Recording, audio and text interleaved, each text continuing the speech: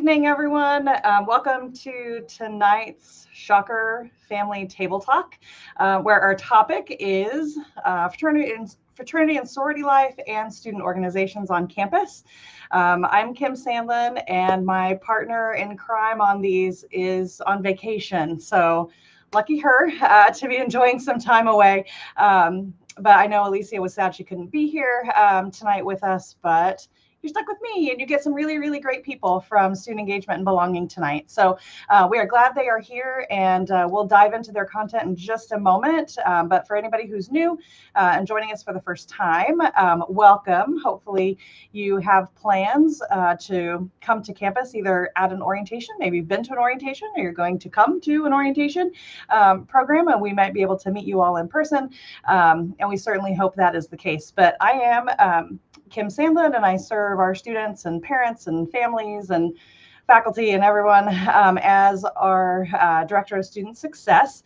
And I'm an alum of the university. I've been here numerous years. For those of you who have joined us before, you know this. And so was also a member of a sorority while I was here. Had a lot of great experiences, and it really led me to my career path. So I'm excited for our folks in SEB to join us tonight. And so I'm going to throw it over to them and let them dive in. And then, of course, as always, if you have any questions about the topic that we're covering tonight or any other topic that you're just kind of curious about, throw those in the chat and we will do our best to answer them live. So, all right, I'll throw it over to you. I'm assuming, Gabe, you're going to go first. Yes, great.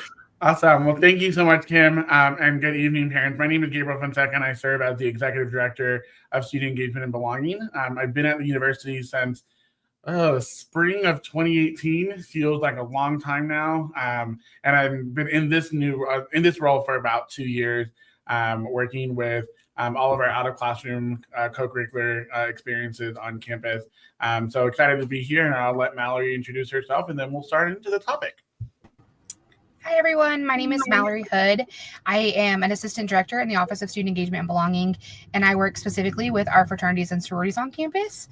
And I have been working in this field with our students on WSU's campus since May 22. So going on year 4. So exciting.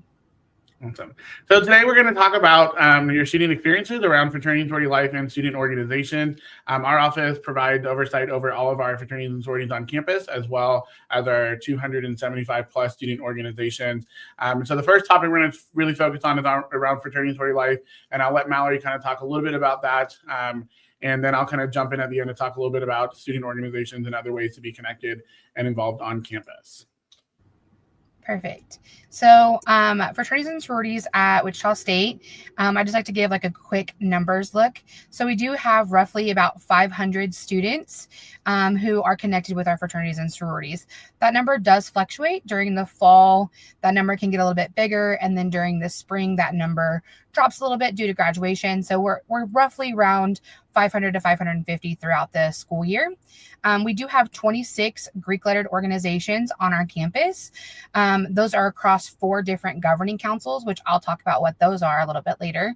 And we do really strive for academic success with all of our student organizations, but specifically with fraternity and sorority life, having a combined community GPA of a 3.17. That number has actually changed a little bit. It's now a 3.23, and that is as of our spring semester. We just got those grades back. So exciting. Some of you may be wondering, what are fraternities? What are sororities? They're very specific. So social organizations at colleges and universities that are designed, that are designated with Greek letters from the alphabet. These are typically social-based organizations. Sometimes you can be in a Greek-lettered honor society.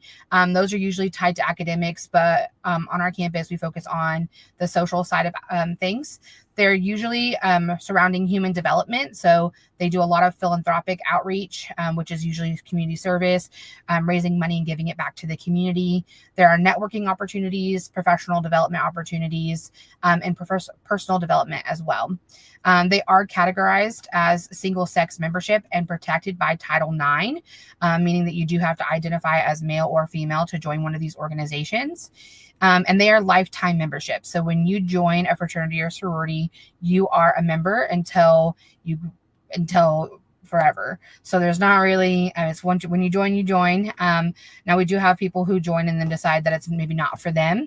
And at that point your membership ends. But when you graduate, you are still a member. Kim was just talking about, she was Greek when she was here, and she's still a member of that sorority. So, and they are all identified with different symbols. So there are Greek letters. So each organization has different letters. Some may have a repeating letter, and you might see that letter on other people, but no two organizations will have the same Greek letters. They all have mottos, handshakes, and crests that all signify what their organization is. I always like to talk about the benefits of membership. I feel like at other universities, the benefits of membership can be different, but at Wichita State, I think our benefits of membership are superior to other universities.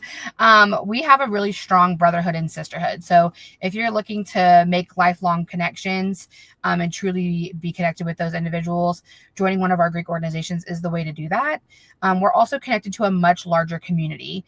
The alumni area in Wichita State that is from Wichita State that is Greek is vast, and those that network is able to help you find jobs and internships and connect even larger. Outside of that, you also have inter and national organizations that have annual meetings and things like that, and workshops that bring you together and allow you to even connect, network and connect across state lines and even cross country. So there's that.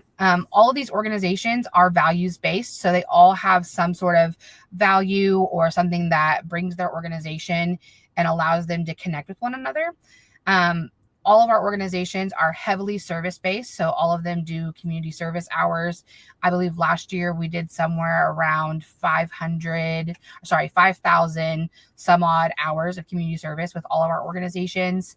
Again, that alumni network is vast and is a really great opportunity for you to connect with.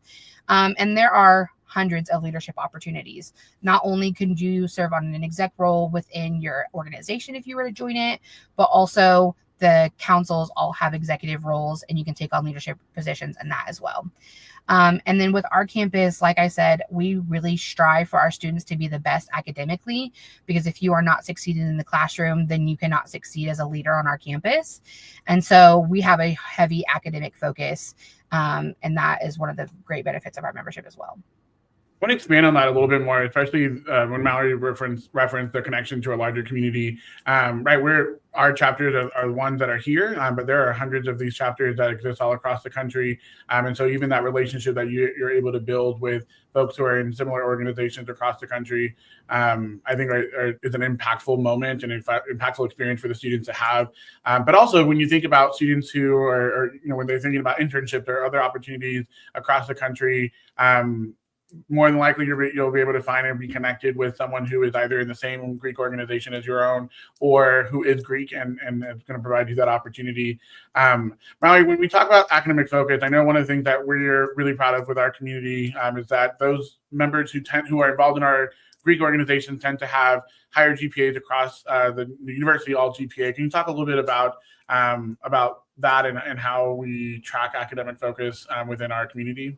Absolutely. So each council sort of has requirements when it comes to study hours and things like that. But we also host study hours and things like that. Some of our organizations host their own community-wide study programs, but we really focus on trying to make it fun and engaging. So a couple of the councils will connect via major.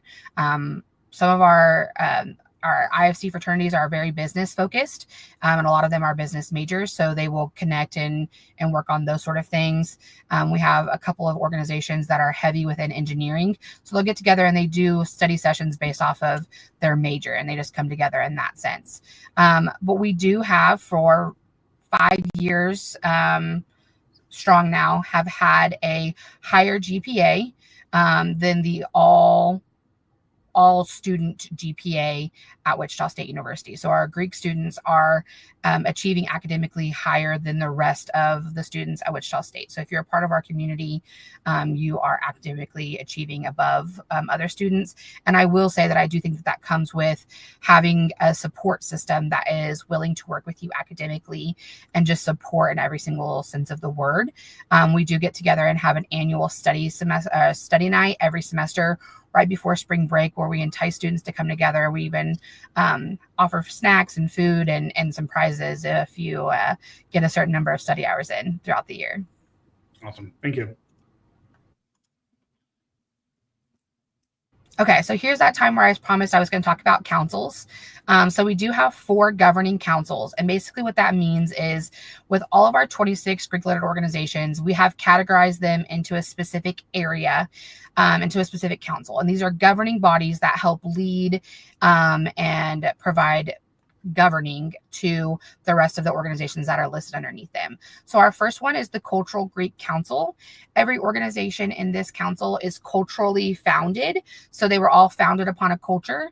And any student at WSU can join these. They just have to want to be interested and invested in learning about the cultures in which these organizations are from. So there are 6 organizations a part of the Cultural Greek Council. Chi Sigma Tau National Fraternity Incorporated is an Asian interest fraternity. Kappa Delta Chi Sorority Incorporated is a Latina interest sorority. Omega Delta Phi Fraternity Incorporated is a multicultural Latino-based fraternity. Sigma Lambda Beta International Fraternity Incorporated is also a Latino interest fraternity. And then Sigma Xi Zeta Sorority Incorporated is a multicultural, progressive, women with an X sorority that focuses on women empowerment. And then Mu Delta Alpha Sorority Incorporated. This is the only organization that has a unique identifier.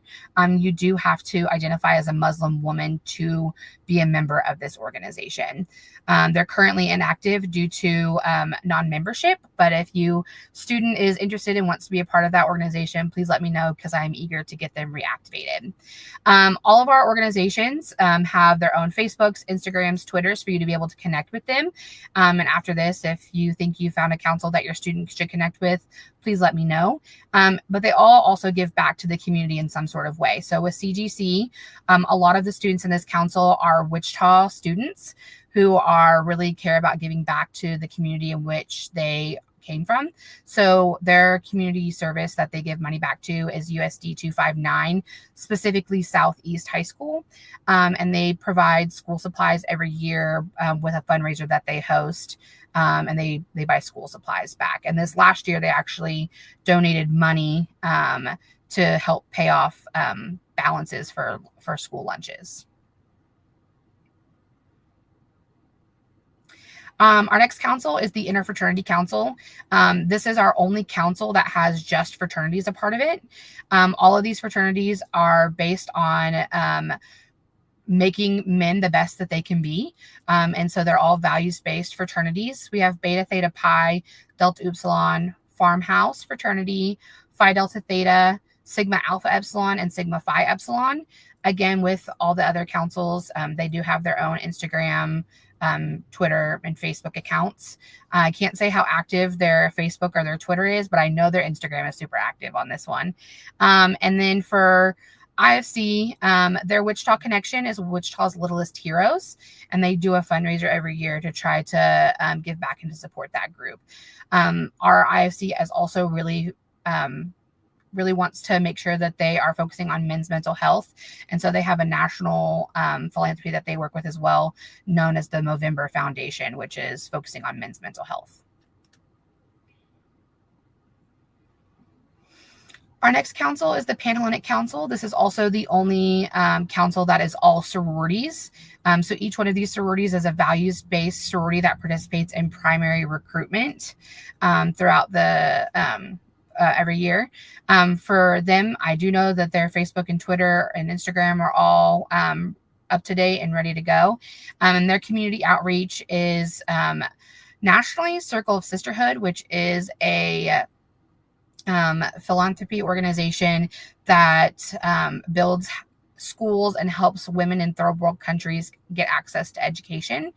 I believe as of last year, our community had donated enough money that we have sent 365 young women to get educated. So I'm really excited about that work that we're doing. And then locally, the girls participate with Harbor House. So they do a donation drive usually every year to raise money for that. And this last year, they actually did a bingo night where they raised money for Harbor House as well. And then the chapters are part of this organization are Alpha Phi, Delta Delta Delta. You might also hear Tri Delta, Delta Gamma, Gamma Phi Beta, and Kappa Kappa Gamma.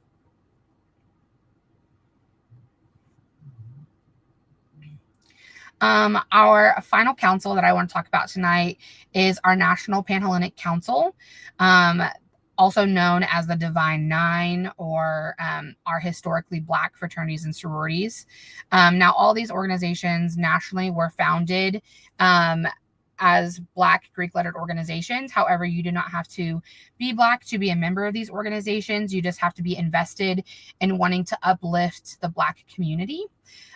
We do have 8 of those 9. So nationally and historically, there are 9 organizations that came together to found the National Panhellenic Council. And we have 8 of those 9 on our campus, and we're really proud of that number.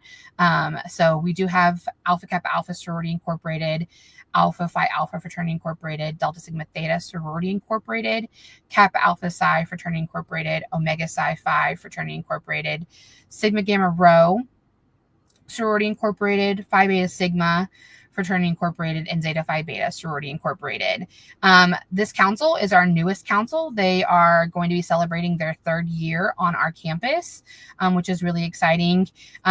They have not quite figured out their national philanthropy yet for NPHC wise, but their community ones, they raise money for St. Jude and for March of Dimes here locally.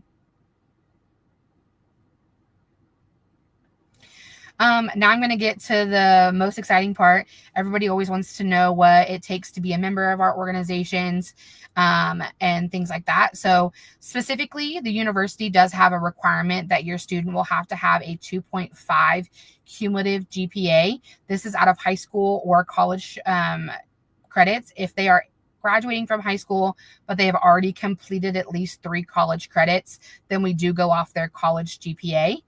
So that is really important to keep in mind for your student. What's also important to know is that each of our councils do recruitment very differently. So the Interfraternity Council, they don't have a specific recruitment week or any type of thing that gets you together to do recruitment. However, each of our fraternities are actively recruiting 365 days a year and will reach out to students via social media and things like that. If your student is interested in joining the Interfraternity Council, we recommend having them fill out our QR code for a membership, or look them up on our website. They're actively taking interest forms that way as well. So their number one thing is for you to attend a council recruitment event. So IFC this year is hosting a welcome week. It is going to be the 2nd week of school. And they've got different events, and each fraternity is hosting an event that week. So it's an opportunity to meet all of our organizations on campus in the Interfraternity Council. And then afterwards, they recommend following whatever chapters you're interested on social media, so you can reach out to the president or their recruitment contact via that way. And then from there, attend whatever recruitment event that fraternity is hosting. Our IFC fraternities love a good volleyball night. So every week you can catch each of our fraternities hosting some sort of volleyball event or some sort of gaming event as well. NPHC and CGC do something a little bit different than Panhellenic and IFC. They do what's called intake, which is a semester-long process. But if you are looking to want to be interested in these, the first thing I can tell you is to attend a council informational. Both councils host informationals within the first 2 weeks of school. And you'll get to meet the entire council as a whole and be educated on the council. And then from there, you can connect with individual organizations.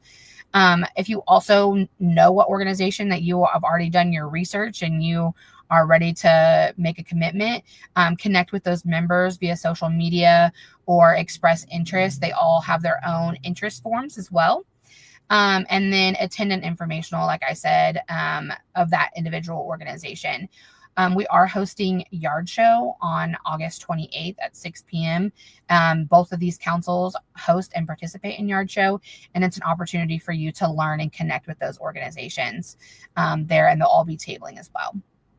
And then PC or Panhellenic, they host they have two different recruitment opportunities. The first is primary recruitment. So you can learn about the process for our Panhellenic sororities at wichita.edu/meetpc.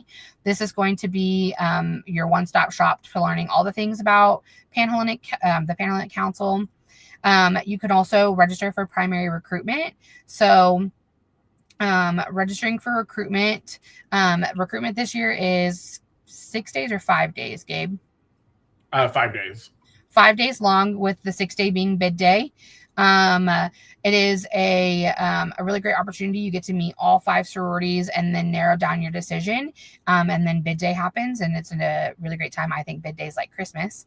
And then after bid day, if you were unable to participate in primary recruitment, or maybe had made a decision if Panhellenic was your choice, all of our chapters that have not reached total participate in continuous open bidding. You might see COB or hear people say COB. And this is held after the completion of primary recruitment until the end of the school year. So chapters will continue to COB until they have reached total. I think to expand on a couple of things, especially that relate to the GPA, as Mallory said, as an institution, we have set a minimum standard. However, some of our organizations have a higher one than what we require. So I think it's also important that if your student is interested in joining one of the 26 organizations, that information is available to them on our website. So definitely make sure that you encourage them to visit that page so that they can learn about the different individual chapter requirements as well. As Mallory mentioned, all of our chapters do this very differently, with the exception of our Panhellenic Council kind of has a more structured process, but the other 3 councils do this very, very differently. And so it's hard for us to kind of tell you this is the best way to go about it. We kind of give you the best tips and tools on how to address it, but ultimately it's really kind of encouraging your student to do their research. We've made it easy for you. We have the website that is designed to provide basic information about all 26 of the organizations, including contact information and how to get in touch with them. As an office, we facilitate lots of opportunities for students to meet our Greek organizations, and then our Greek organizations also themselves do a lot of work throughout the summer and the fall semester, throughout the fall and the spring as well, to encourage students to learn about them. So parents, if you hear your child talk about, I'm going to a volleyball night at a Greek house, that's a real thing. Like Mallory mentioned, our interfraternity council, that is often what they're doing over the summer. So it's not a spoof, it's not fake. That is exactly how they kind of start off their recruitment process from there. So making sure that you encourage your student to do the research, not just on the website, but also visiting their social media so you can kind of understand what it's like to be a member of that organization. And then ask questions. A part of this whole process is making sure that you find your home, and we want you to find that. So making sure that you're asking questions about their values, the programs that they do, the events that they do, the opportunities that you have, as we talked about, even our own personal areas of where we want students to be at. So definitely encourage your students to be engaged and connected to that space from there. I'm kind of going to grab questions as they come up. And so we have a question, and Mallory, you might have a better answer for this one than I will. But the question is there a specific fraternity that's more involved in engineering? That's a great question. So there is not a fraternity specific for engineering, but there are some fraternities that have more majors or more members who are majors within engineering. The one that comes to mind that has like the most majors, just based off of what I know, is Sigma Lambda Beta International Fraternity Incorporated. I would say 70% of their membership is an engineering major, but we do have quite a few members of each major across all fraternities. But I would say that is my number one engineering organization. Yeah, that's what I thought. Yeah, I was going to suggest the same thing. So yeah, thanks for Yeah. that. And I think it's important to also remember these organizations are not academic focused in the sense of there's not a, like Mallory mentioned, there's not a fraternity for engineering students. There are various types of other organizations that we'll talk about in just a little bit as we talk about general student groups. But as we see kind of where most of our members exist, yeah, I definitely agree that that's the organization. That's the website on the screen as you go there and you visit it. You'll see, again, all 4 of the councils and all 26 of the organizations there too. One of the other questions that came up, Mallory, was, are there any specific Parent Day activities on campus? I know we have several different things. I think maybe you want to talk about it from the Greek life perspective, and then I can talk about Family Weekend after that.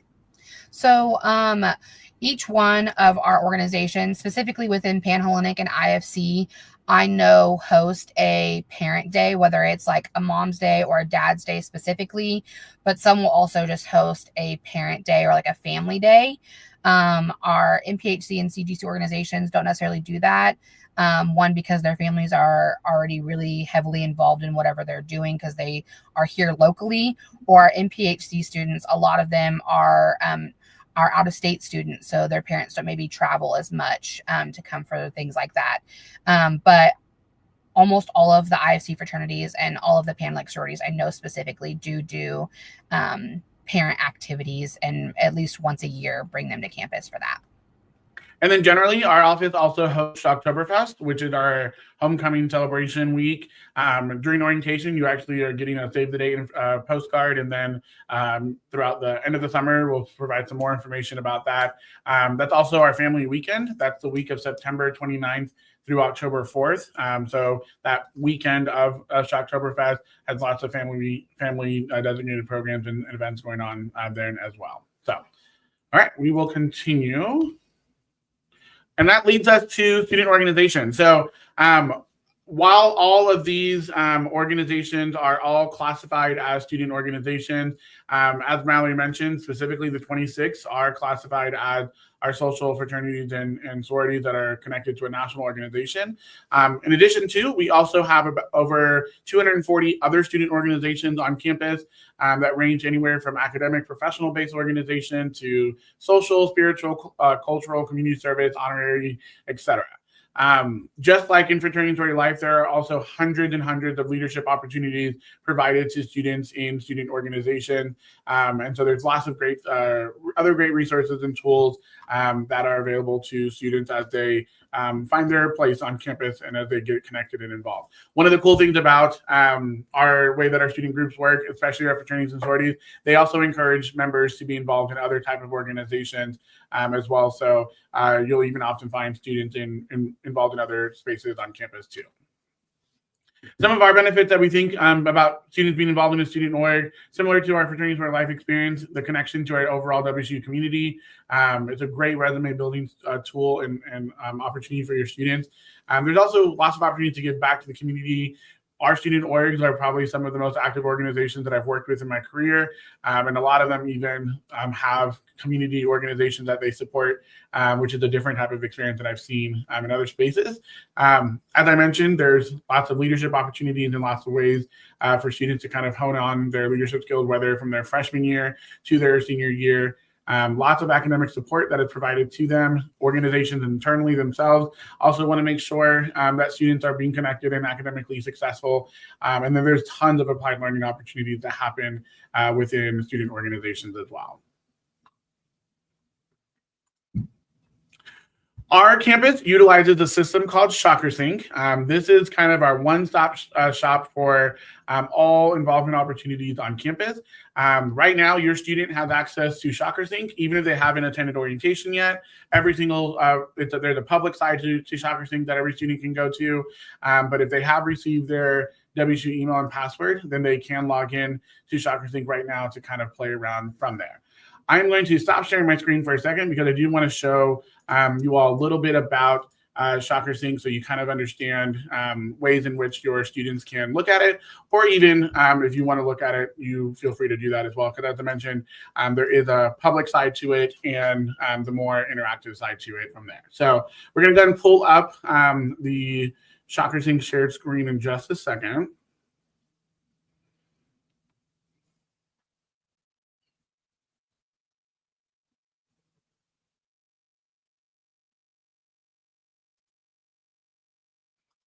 And while that works out, there's a couple more questions that were about sororities, so I'll kind of answer some of those while it pulls up. It might actually be buffering, but as that kind of buffers, I'll kind of answer some of the questions. So there was a question about, is sorority recruitment after all classes start, and how time consuming is it? So as we talked about, recruitment is about 5 days, with the 6th day being bid day. It does take place during the school year. So it actually will take place the week of, oh gosh, I should know this. The first week of school, right, Matt? No, yes, thank you. First week of school. It's terrible. I feel like I should know that. But the recruitment activities actually take place after classes. And then during the first 3 days of recruitment are where the women, what we call potential new members, or PNMs, are just visiting the different houses, kind of really getting used to the chapters and the members of the other organizations. We do work with the student schedule to kind of make sure that they get, one, going to class, because I don't want them to skip class to go to recruitment. So we work and build their recruitment schedule around their classes or other obligations that they have. Most of the, again, recruitment activities are in the evening, longer days, a couple hours every evening, and then it leads into the weekend. And so throughout the weekend, they'll spend a little bit more time with the chapters. But the first 3 days of recruitment after recruitment orientation, typically we'll work with their schedule. So we'll build a unique schedule for them around their classes. So they shouldn't be worried or concerned about missing class. Absolutely. You're going to hear me say this first. I don't want them to skip class to go participate in recruitment, and I won't even let them miss class to go do recruitment. But there are lots there. They won't miss anything if they do have a class on one day and miss out. There's still lots of opportunities for them to be connected in that process. And again, we build a very unique schedule for them. Time-wise, I'd probably say any day, get an interview between 4 to 5 hours a day, especially the first 3 days, depending on how they're utilizing that schedule and how we build out their schedule. And then on the weekends, because they're spending a little bit more time and longer time with the chapters. Mallory, do you think about 5, 6 hours, 7 hours max? It's definitely more hours on Saturday than Sunday. Sunday, it's about 2.5, maybe 3 hours of their time. And Saturday is the longest day. Yeah. So I would say probably anywhere between 6 and 7 hours, depending on the number of houses they were invited back to. Yeah. So that hopefully answers your question. And then the second question, how many women typically participate in PC recruitment? That's a great question. I'm going to let Mallory take that one as well. Yeah. So it has fluctuated throughout the last couple of years. We've had as little as 60 and as many as about 98, almost 100. Our goal this year is to get to 100. So that is what we are doing. And that's just what we're speaking into existence. So, we're going to manifest it. It's taken a little bit to get back to what our numbers were pre-COVID, but we have anywhere between 60 and 100 PNMs. Awesome. Thank you. If you do have other questions, feel free to add those on there. But on our screen, it's funny we talk about fraternity sorority life, because right now our fraternities and our sororities are the ones who are putting their events on here. But this is ShockerSync. This is a tool that, as I mentioned, is a one-stop shop hub for all ways for students to be involved on campus. This is where they learn about all the student organizations. This is where they learn about events that those organizations are having. And this is where they can really kind of go and kind of play around and be connected with a variety of different areas. So as a student logs in, and again, you can visit the website without logging in, but as a student does log in, it gives them much more opportunities to be connected in other ways. But this is the main page. When a student visits the website, it will show them here are some upcoming events that are there. If they click on the View More Events tab, it will show them all the events that are coming up, even let them look at previous events that were hosted there as well. Based off of a student's interest, they can, and I would encourage your student to do this definitely. This is my screen, so I didn't do it, but I would definitely encourage your student to kind of tell ShockerSync a little bit about their interest areas. And they click on that middle button to kind of talk a little bit about their event preference. If they are only free in the evenings, then the system itself will design the experience based off of the student's interest and their availability. If they're interested in only social events, or they're interested in only events that have food at it, or events that have some sort of academic component to it, they can fill out that little form on there, and then the events area will then be amended to fill to kind of show them, here are the things that are coming up based off of interest areas that you have articulated. So I definitely encourage your student to log in. Their account is there, fill out the blank pieces that are in there, and then complete the recommended events area so that they can build out and curate their own experience based off their own interests.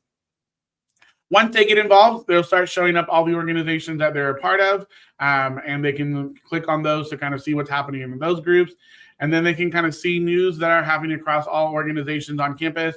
Student organizations utilize the system to announce meetings or upcoming events or whatever it might be, and they can visit all of those and see what's kind of happening from that perspective. Once they visit the website, or visit the group, they can also go and look at student organizations that are present for there. And this really is, it will bring them all together, but really gives them opportunity to really think about things that I'm interested in. If your student is only interested in sports clubs and only wants to do all of the sports clubs on campus, they can click that and it will list only the sports clubs that are available to them. If they're interested in all types of organizations, but really are interested in community service types of groups, it will show the groups that they're interested in there. If they're interested in all of our academic groups, it will pull all those. So it really is a good software and program for your student to kind of visit and really kind of highlight the things that they care about, the things that they're interested in, and then it pulls up that group. Once they find a group they're interested in, they can click on them and they can see information, they can get contact information, they can look at events if they have any coming up, photos, and then they can connect with that group, and then the organization's president or contact person will reach out to them to kind of talk a little bit about areas that they're interested in as well. So really cool tool for your students to be connected with. It will not be the first time or the last time they hear the word ShockerSync, because this is where we direct all students to, the university directs all students to this website to really learn about events and things that are happening for students and by students, but also by university departments as well. So that is ShockerSync in a quick nutshell for you to be aware of. All right, I'm going to stop sharing my screen and we will wrap up our presentation.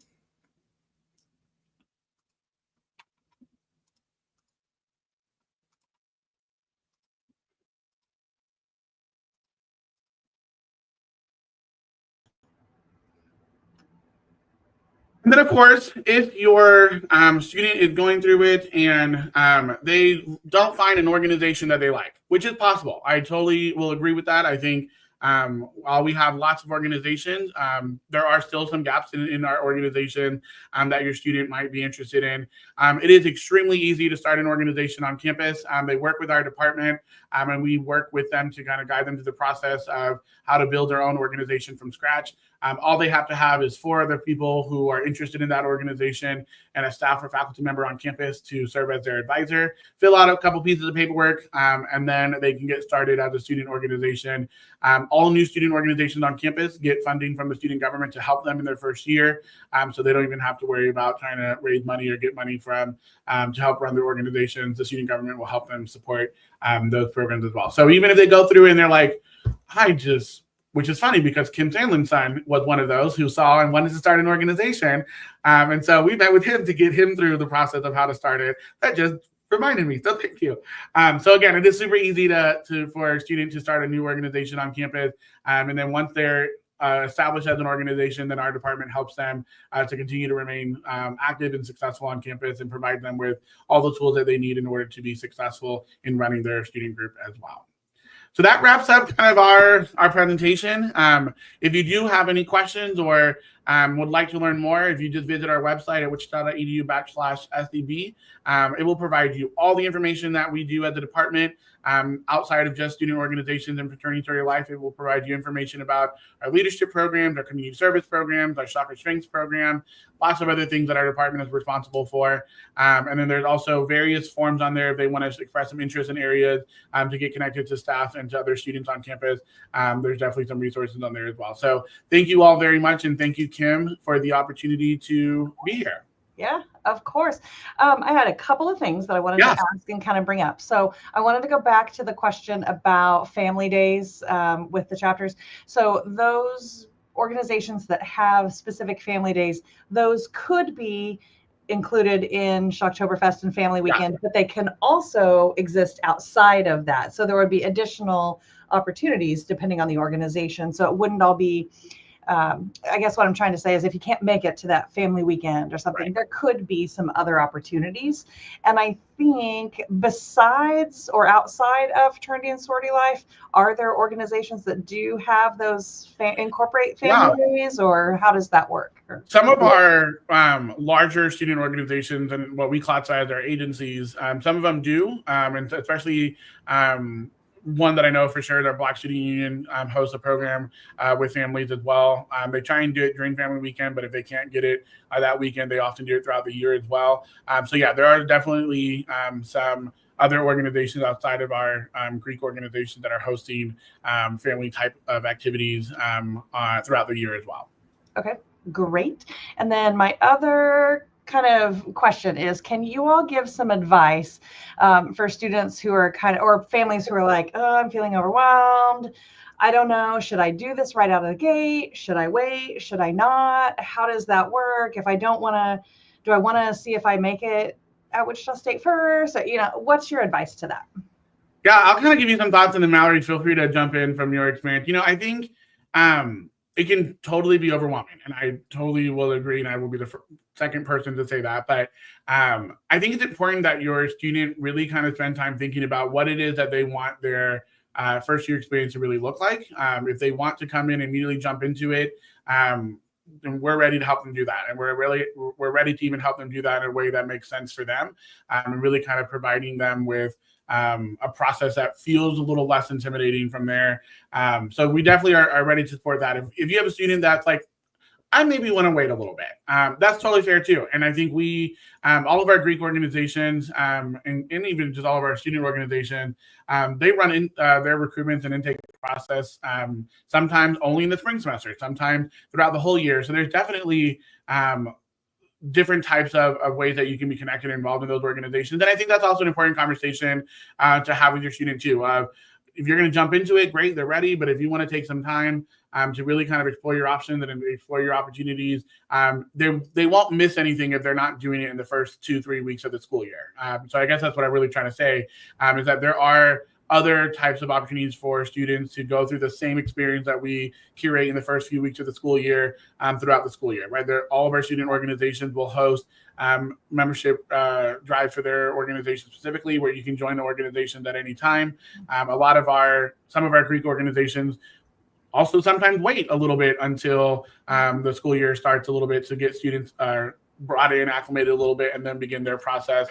So I think it's an important conversation to have, and to really even encourage them to remember you're not going to miss anything if you're not doing it on day one. If you don't come to campus, move in, and say goodbye to mom and dad or grandma and grandpa, and then immediately jump into one of our Greek events, you're not going to miss your chance to join those organizations, because there are other opportunities to join them at a later time. I don't know, Mallory, if you have a different thought that you want to throw in there. Not necessarily a different thought, just maybe adding a few more pieces in. So I will say I work obviously really close with some of our Greek students. Sometimes I hear my students say, oh, I wish I would have joined sooner, or like something like that. But I also sometimes hear a lot of my students say, I'm really glad that I waited. That first semester can be a lot, and there are like requirements of being a new member. You have meetings that you have to attend to get your education, and you have events that they are expecting you to be at and things like that. So on the flip side of like wanting to be a member and the impact that it can have your very first semester, there is also requirements that come along with that. And so some are also glad that they waited so that they got the class schedule and the demands of being a college student under their belt before joining. So I will say it's a bit of both, and some students are excited and some students are like, oh, I wish I would have done it sooner. It really just depends on your student and whether or not they think they can handle that sort of stuff. On the other side of that, I will say we do have a few organizations that don't take first-term freshmen. So you cannot join that organization until you have at least completed your first semester of college. And then some of our NPHC organizations nationally cannot accept any student who hasn't completed 30 credit hours of college. So if they're already coming in with some college credit, then that's nice. But other than that, some of our NPHC organizations cannot accept membership until those 30 credit hours are completed. I do see a couple of questions in the chat. One is, what is the cost of fraternities? There's no set price. No organization will pay the exact same amount of money. And it also depends on if that organization has a facility or not, and if they're living in that facility and things like that. I will say the pay range is anywhere between $200 a year to probably $1,000, $1,500 a year, depending on the organization that they joined and if they're living in. And that also includes their dues, the events that they're participating in, all that sort of stuff. So I just lost it. I was going to follow up to that and then I lost it. Oh, no, got it back. You mentioned living in. Can you talk about that? I can. So we do have a couple of facilities that have live-in opportunities, specifically the Interfraternity Council that has 6 fraternities a part of it. 5 of those fraternities have live-in facilities. So Beta Theta Pi, Sigma Alpha Epsilon, Sigma Phi Epsilon, Phi Delta Theta, and I'm missing one. Oh, and Delta Upsilon. All have facilities that allow members to live in, depending on their age, depending on if they want to live in, those sort of things, and depending on the spots that they have available, you can live in the house. So I think as one chapter takes as few as 6 and one takes like 20, 25, I think are able to live in. So it just depends on the group. All of them will allow freshmen to live in. In fact, they're going to try to get your freshmen to live in. If you have an incoming student, it's not a requirement to live in the house that first year. They might want to, but again, not a requirement. And then the other organizations that have facilities, all 5 of our Panhellenic sororities have a facility. However, we call them lodges because they don't really live in those facilities. So they look like houses, they act like houses, but they're not living in them. They're utilizing them to host chapter meetings, host their events. They do primary recruitment out of them and things like that. However, we do have Kappa Kappa Gamma and Alpha Phi that have live-in spots in their house, but it is 5 people in both, 5 or 6 max that can live in both. For Kappa, they ask who wants to live in the house. And for Alpha Phi, it is their executive board. So if you plan on serving, if you're a child or student ends up joining Alpha Phi, then if they ever choose to be on the executive board, they will likely live in the house. But for the most part, not a requirement. Yeah. And let me jump in about the housing too, because I want to make sure that that parents, you understand that if your child comes to you and said, I got into Beta Theta Pi and I'm going to move into the Beta house, the student is not exempt from the live-in requirement that the university has. So the Beta Theta Pi facility is not considered university housing. It is not considered university property. And so if your student comes to you and says, I got into Beta Theta Pi and I want to move into the house, and they already signed up for housing through Housing Residence Life, one, please do not just immediately say, oh, great, you're living on campus, so we can wait out of the residential requirement for the university, because that's not how that works. We do have a process in place that our office works with Housing and Residence Life and the chapters to navigate through. And so if your student does say that, wonderful, congratulations. I think it's a great opportunity. Don't immediately go and cancel your housing contract with Residence Life, because there is a fine attached to that. Please reach out to our office and work with Mallory And Mallory and her staff will work with your student and with Housing Residence Life and the chapter to address it. Don't immediately go and cancel something, because then I can't help you at the end if you canceled it and we didn't work with you to do it. So please reach out to our office and ask to talk to Mallory, and she'll help you and your child and your student through that process, so that you can do it correctly and not get paid, not have to pay the big fine that happens when you break that contract. So as just a reminder, don't immediately assume that it all worked out from there. So just please make sure you work with us, and we're happy to jump into that to help you do that too. All right, good deal. And just so the group knows, I had mentioned that I am Greek. I did not think that my son would even be interested in Greek life until we had a conversation in the car on the way back from a field trip, of all things, long story. And he was like, well, I might, check it out. And lo and behold, he goes to volleyball, because that's what they do. And so he goes to volleyball, really finds a great group of friends there, made a lot of new friends. So this is a fantastic opportunity, either Greek life or fraternity and sorority life or RSOs, to just meet people with common interests, especially if you don't know anybody who's coming to Wichita State, or maybe you're from out of state and you want to have that solid network. The other great thing I think about joining early is that you do have kind of the support system in place, and members and advisors want their membership to thrive, right? Mm-hmm. So they want them to be successful. They're going to be there for them. They're going to provide that kind of safety net, and it's a great peer group. Certainly peers are peers, and friends are friends, and college students are college students, and people make decisions, and sometimes, and most of the time, they're great decisions. But that goes with any group, of friends that your kids might have. I think the academic performance of these students really speaks highly of the type of experience they're having.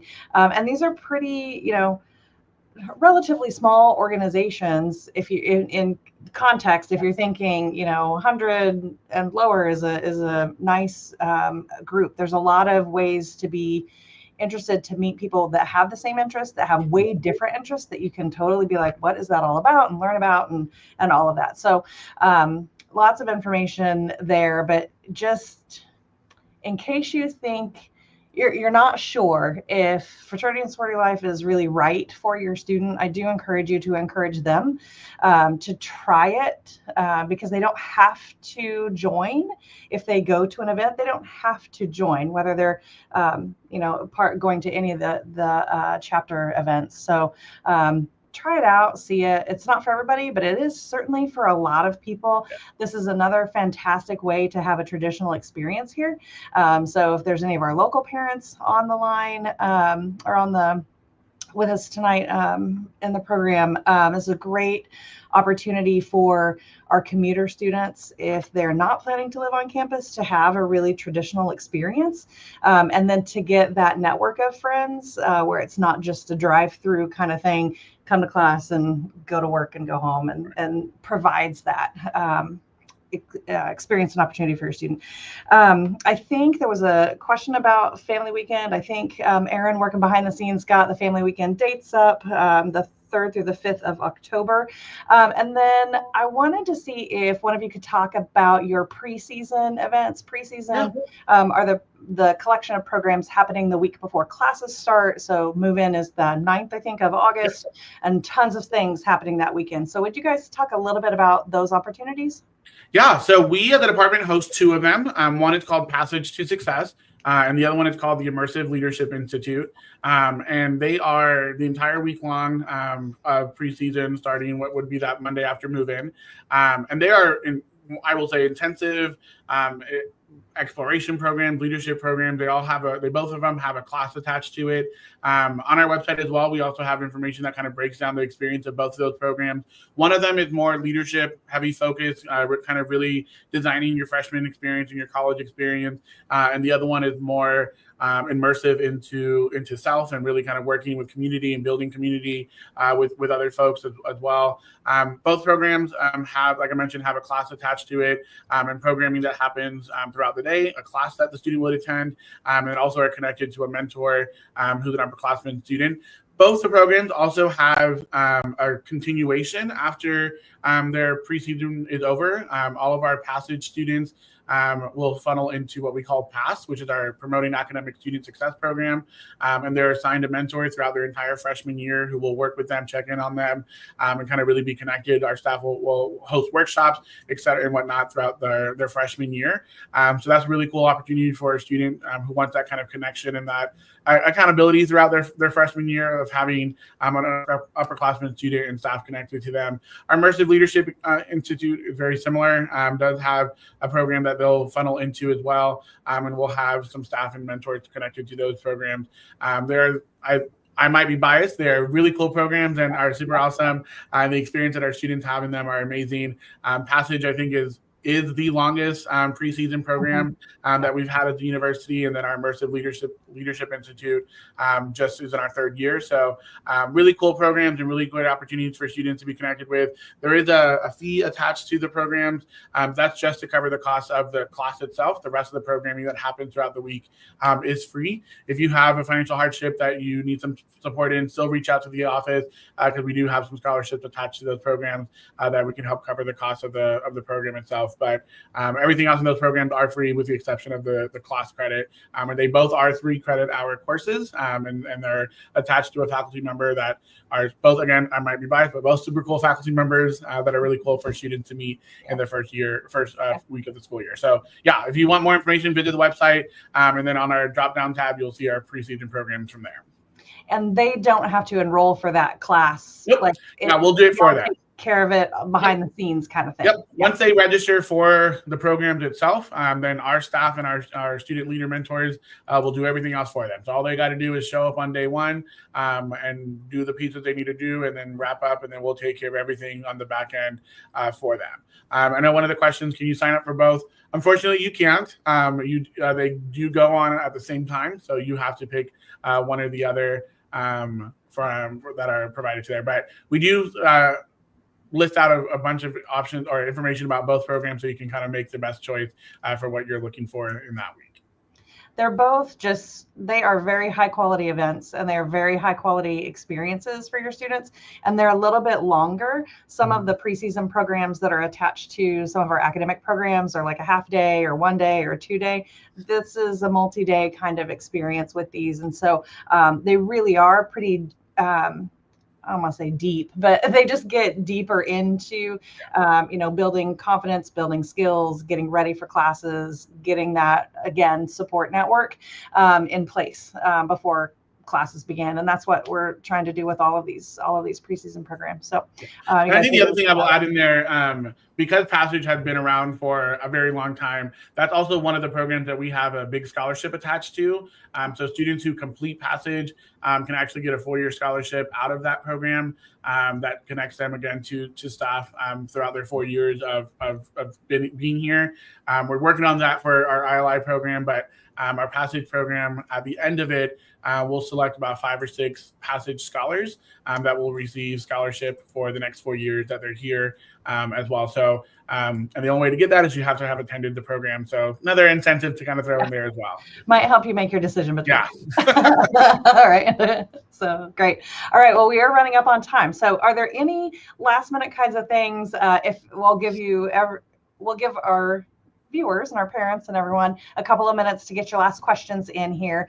What is, I guess, what are your last thoughts and just really advice for students who are really trying to find their people, and make friends? We get a lot of students who are like, I just want to make friends, and it's like, how do you help them do that, and what kinds of things should they be thinking about? I think the first one I would say is definitely get out of your dorm room and go and explore. That events page on ShockerSync is there for a reason, and it lists every open public event that your student could possibly go to. And just going in and having them look at that and really doing that. And especially if it comes to fraternity and sorority life, I like to tell them to do their research.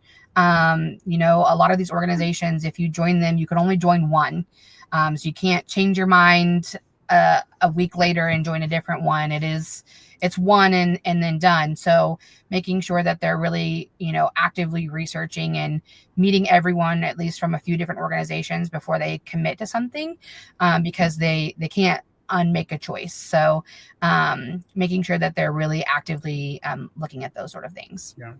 And I would, also say this entire office is designed to ensure that we are creating positive experiences for your students. And one of the things that's important for me is, we are prepared and ready to help your student wherever they are. If they are nervous and are kind of anxious about it, we have staff who will meet with them on a one-on-one basis to kind of talk about all the opportunities that are available to them.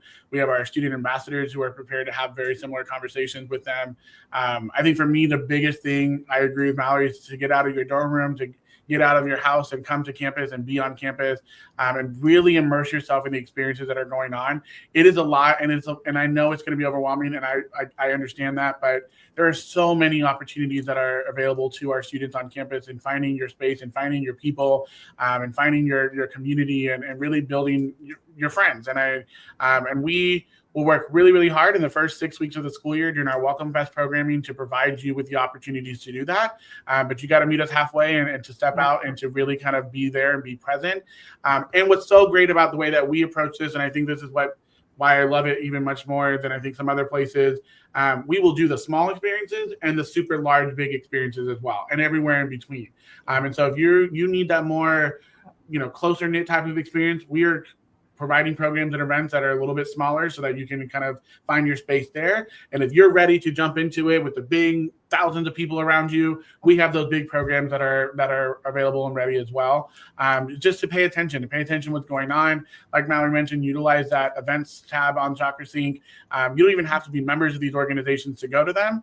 These events are funded by your student fees, and so you don't even have to be a member of these organizations to go to attend these events.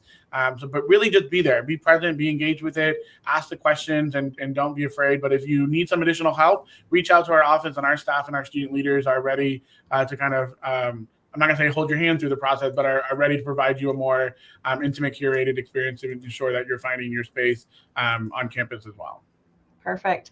Last question. How many students are in each of the programs, meaning Passage and ILI?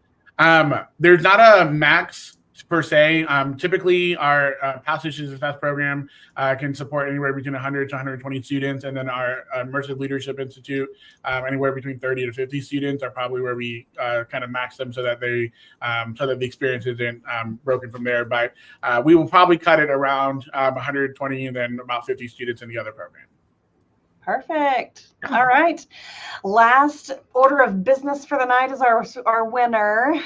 So we have randomly selected someone who has signed up in advance to attend. And our winner tonight is Tina Brown. So congratulations, Tina. And we will get that information sent to you through the mail. So thanks everyone for joining us tonight. We welcome you to the Shocker family, and we'll see you next time. Thanks everybody.